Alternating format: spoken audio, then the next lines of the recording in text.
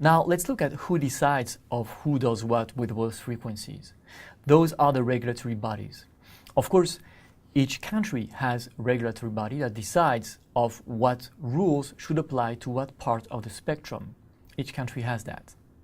So they decide which frequencies can be used, by whom, with what kind of power, and also what kind of transmission, what sort of wave do you have the right to send, what range, what shape, does it contain data, does it not? So all these rules are defined by the regulatory body in your country.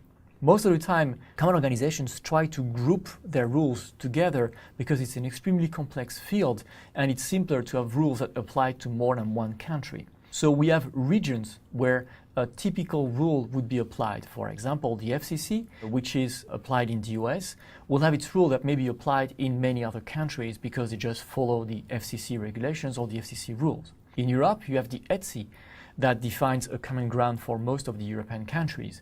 Well, some other countries like Mexico, for example, may be choosing to choose the ETSI rules and follow the ETSI regulations, which makes it simpler for them to modify the rules as the complexity of the spectrum changes rather than having to decide of their own rules, which are likely to be the same anyway.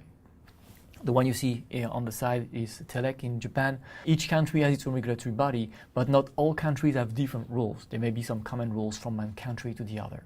And those rules can be very complex. So in the CCNA exam, you don't need to know all the rules of all the countries, but you need to have this awareness of different rules for different countries, which may have some consequences in some ways you send your ways. For example, this one is a typical one. The FCC has a rule in the 2.4 band that says that if you're designing an outdoor link, and that link is a point to multi-point, you have the right to change your power at the transmitter, and you also have the right to change the gain of your antenna with a specific rule which is called the 1-to-1 rule. That says that if you decrease your transmit power at the access point by 1 dB, then you can increase your gain of your antenna. You can put another antenna with a gain of 1 dB more. So 1 dB you lose in power, you can gain that power at the antenna level. So that's pretty simple, right? Suppose you have a 20 dBm system on your access point, sending signal out to the antenna, and let's suppose that we don't care about the cable, and suppose that the antenna gain is 3 dBi.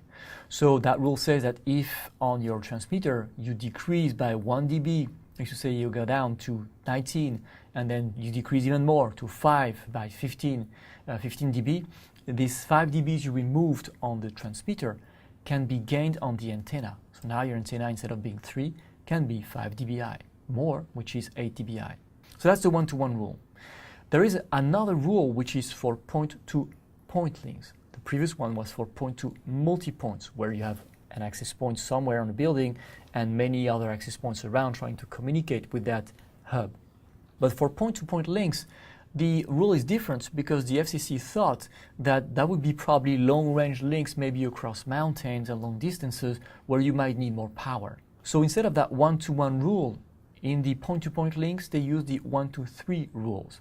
That is to say, every dB you remove at the transmitter can be compensated by 3 dB gain at the antenna. So that's very different, right? So if you have your same system and still your same 20 dBm on one side and a 3 dBi antenna on the other side, but this time you're designed for a point-to-point, if you change your power at the access point level and now again remove the same 5 dB as you did before, instead of gaining these 5 dB on the other side, for each dB you remove, you can gain 3 dB on the other side, which means that by removing 5 dB, you can add now 15 dB, and you result in an 18 dBi access point gain. So you see, depending on where you design your system and what you design it for, the rules might be very different. That's the FCC, which is a fairly complex rule set. For example, in the ETSI domain, which is in Europe, they stipulate a maximum EIRP of 20 dBm. And they say we assume a 17 dBm transmit power and a 3 dB antenna gain. And the rule is simply that every dB you lose on the transmitter, you're going to gain it on the antenna. So it's the 1-to-1 rule, and they don't look into if you're doing a point-to-point or a point-to-multi-point link.